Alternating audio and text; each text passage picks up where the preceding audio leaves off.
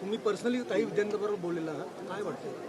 नाही, ते आता फॉर एक्झाम्पल पहिल्या कॉलेजमध्ये मी जिकडे गेलो पिल्लाई कॉलेजमध्ये, तिकडे ड्रग्सचा मोठ्या प्रमाणात विषय आहे. पाठच्या बिल्डिंगमध्ये जे चालू असतं तो आम्ही आता विषय घेणार आहोत की तिकडे काही लोक मिळालेत, मग ते पोलिसांकडे जाऊन पुरावे घेऊन आम्ही तो सोडवणार आहोत.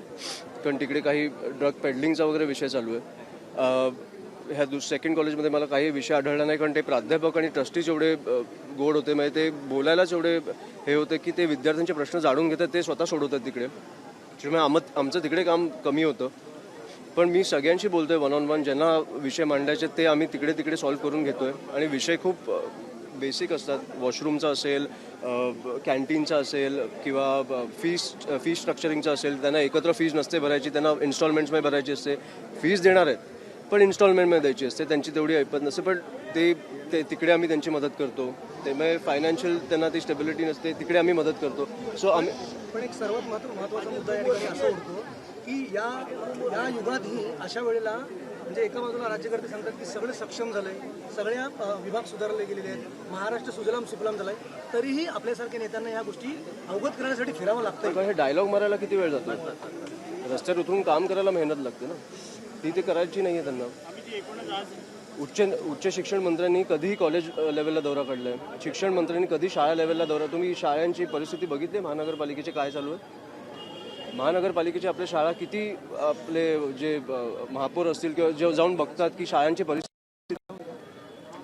मला वाटतं अभिजित पण तिकडे कामाला लागले, ते हिंगोलीपासून चालू. शाळांची खूप भीषण परिस्थिती आहे. मी आता बघतोय अभिजित काय ते ज्या व्हिडिओजमध्ये टाकतात की इतर शाळांमधनं येऊन मुलींना बसवलं जातं चांगल्या युनिफॉर्ममध्ये की हे आमच्या शाळेतले. मी किती खोटं बोलताय तुम्ही आणि कशाला बोलताय? ह्याला किती वेळ लागतो साफ करायला तुम्हाला? सगळे तुमचे वेगवेगळे तुमचे हे आहेत, उच्च शिक्षण मंत्री आहेत, शिक्षण मंत्री आहेत, महापौर आहेत, तिकडच्या महानगरपालिका आहेत, जिल्हा परिषद आहेत. जा काम करा ना. हे करतात काय मला कळत नाही दिवसभर. म्हणजे एका बाजूला सांगायचं की विद्यार्थी देशाचं भविष्य आहे, हे डायलॉग बोलायला खूप आहे. आता ते जेनझीनमुळे जी फाटली आहे ना, त्याच्यामुळे हे आता लाईनीवर आले. आणि खरंच मी तुम्हाला सांगतो, जे 1-1.5 महिने आम्ही पण जे ह्या तरुणांकडनं शिकलोय ना, हे खरंच त्यांना हॅट्स ऑफ. असं रस्त्यावर येऊन मी कधी बघितलं नव्हतं की केंद्रातनं आपण राजीनामा आणतोय या मुलांमुळे. त्याच्यामुळे खरंच हॅट्स ऑफ त्यांना. आणि आम्ही खूप शिकलोय त्यांच्याकडनं. मला वाटतं आता त्यांना ते एक धाक बसली आहे, एक भीती आली आहे सरकारमध्ये. त्याच्यामुळे आता जेनझी करायला लागले. तरुणांना येऊन रस्त्यावर भेटा, त्यांच्या विषय जाणून घ्या आणि सोडवा. अमित ठाकरेंचा झंझावत असा सुरू होणार आहे? अमित ठाकरेंचा हा झंझावत असा सुरू होणार आहे, जेनझींबरोबर संवाद ते चालूच राहणार आहे. आता आज माझं ठाणे झालं की मी नाशिकला निघणार आहे, मग संभाजीनगरला जाणार आहे. जिकडे नाही जाऊ शकणार तिकडे मी 1 ऑगस्टला बोललो आहे की त्याच्यानंतर माझा महाराष्ट्राचा दौरा चालू होईल. प्रत्येक तालुक्यात मी जाणार आणि सगळ्यांना भेटणार आहे.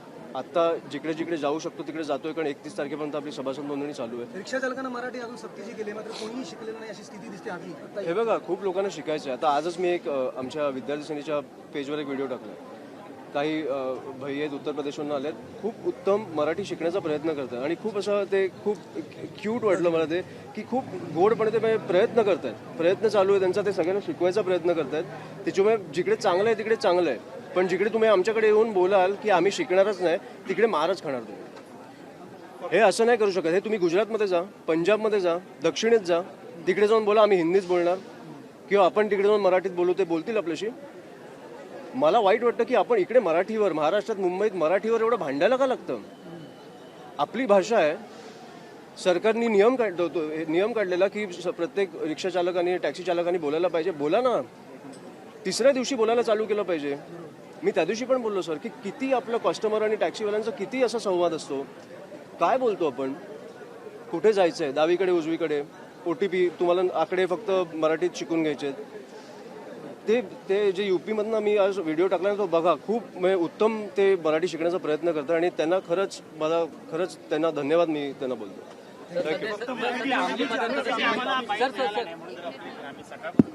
हो दादा, काय बोलतो मी, परत बोलूय.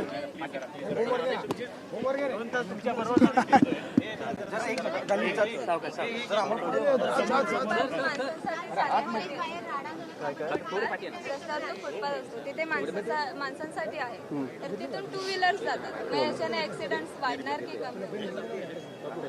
माझ्याकडे व्हिडिओ आहे, तुम्ही बघू शकता. मी घनसोली टू वाशी दररोज प्रवास करते. तुम्ही लक्ष घाला सर. पण मी तुम्हाला एकच सांगेन, हो तुम्ही काढा ते, पण मी तुम्हाला एकच सांगेन, निवडणुकांना हलक्यात घेऊ नका. हे तुमचे विषय आहेत ना, हे तुमची 5-5 वर्ष जातात. हे तुमच्या अडचणी तुम्ही मला येऊन सांगता, मी याचं काही नाही करू शकत. मग आम्ही कोणाला सांगू? सरकार जे तुमचं ऐकत नाहीये, तुमच्यासाठी काम नाही केल्यावर बदला. निवडणुकीनं हलक्यात घेऊ नका. नाही. आता इकडे तू एकटी आली आहेस, तुझा जो विषय आहे आम्ही ऐकला, आम्ही सोडून घेऊ शकतो. अशा तुझ्यासारखे 10 मुली असतील जे माझ्यापर्यंत पोहोचू नाही शकल्या, त्यांचा विषय कोण सोडवणार? सरकारच. त्यांच्यापर्यंत पोहोचण्यासाठी मी काय केलं पाहिजे? 29ला वेगळ्यानं मतदान कर.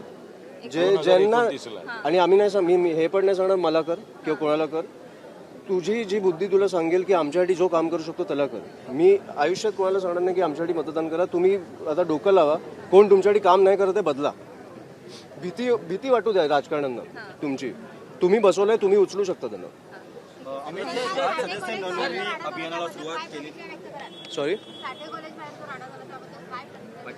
ताई, मी काल ह्याच्यावर 3दा बोललो.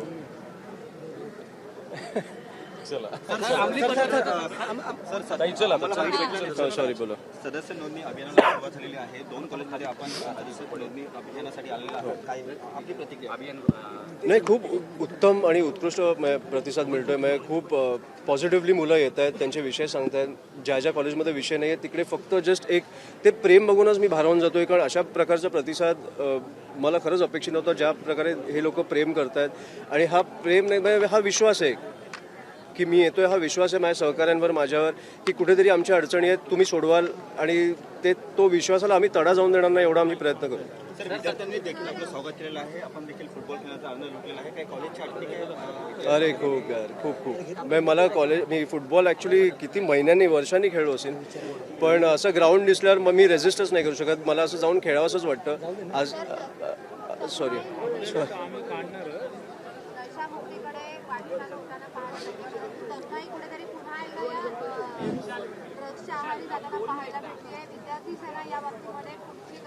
आम्ही सगळीकडे प्रयत्न करतोय ताई. मला सांगा, ड्रग्ज हे आपल्या राज्यात येतात कुठून? हे तुम्हाला काय वाटतं, मुख्यमंत्र्यांना माहीत नसेल? पोलिसांना माहीत नसेल? आजपर्यंत ड्रग्ज इल्लीगल आहेत ना आपल्याकडे, तरी आपण ओपनली बोलतोय की प्रत्येक कॉलेजमध्ये, आता पिल्लाई कॉलेज, त्या प्राध्यापकांना वगैरे माहीत नव्हतं, पण तिकडच्या 5च्या बिल्डिंगमध्ये हे सगळं चालू आहे. येतात ना, तुम्हाला माहिती आहे. पोलिसांना माहीत नसणार का? मला कळते तर. पोलिसांना 24 तासाची सूट द्या. तुम्हाला नशामुक्त काय असेल ना, ड्रग फ्री महाराष्ट्र तुम्हाला मिळेल. पोलिसांना 24 तासाची सूट द्या. याच अभियानासाठी उद्या मुख्यमंत्री येत आहेत. याच अभियानासाठी उद्या मुख्यमंत्री नवी मुंबईत येतात नशामुक्ती अभियानासाठी. सांगा त्यांना, येऊन करणार काय आहेत? बोलणार ना. त्याच्या 5 दिवसानंतर परत तुम्हाला ड्रग्ज इकडे दिसणारच आहेत. ह्या वायफळ भाषणांमुळे ना काही नाही होत. मला वाटतं तुम्ही आता ग्राउंडवर येऊन काम करायला पाहिजे. खूप मुलामुलींची आयुष्य वाया जातात या ड्रग्जमुळे, आणि खूप इझिली अवेलेबल आहेत. हे तुम्हाला पण माहिती आहे, मला पण माहिती आहे. सो मला वाटतं फक्त मराठी बोलता येणं हे मराठी म्हणून इतकं सोपं पुरेसं नाही असं श्वेता तिवारी म्हणतात. काय काय अभिनेत्री, फक्त मराठी बोलता येणं हे मराठी म्हणून योग्य नाही किंवा पुरेसे नाही. सुरुवात तर करा तुम्ही एक बोललात आमच्याशी मराठीत, तर आम्हाला किती बरं वाटेल. तुटक्या फुटक्या मराठीत बोला, पण एक आपल्याला बरं वाटतं ना, आपल्या राज्यात येऊन शिकण्याचा तरी प्रयत्न करतात. तुम्हाला शिकायला जेवढा वेळ लागेल, पण आता टॅक्सी चालक, रिक्षा चालकांचं पण मी हेच बोलतो, तुम्हाला कोण बोलतं अभंग म्हणायला किंवा गायला? तुम्हाला बेसिक मराठी चालू तर करा. आम्हाला एक बरं वाटू दे की अरे आमच्या राज्यातून शिकतायत. म्हणून मी आज त्या UP बिहारमधनं जे आलेत, मी ते काही असतील लोक, त्यांचा व्हिडिओ टाकला की मला खूप आवडलं. प्रयत्न तरी करतायत, प्रयत्न चालू केलेत. आणि जिकडे प्रयत्न चालू करता तुम्ही मराठी शिकायचा, तिकडे खरंच सलाम. थँक्यू.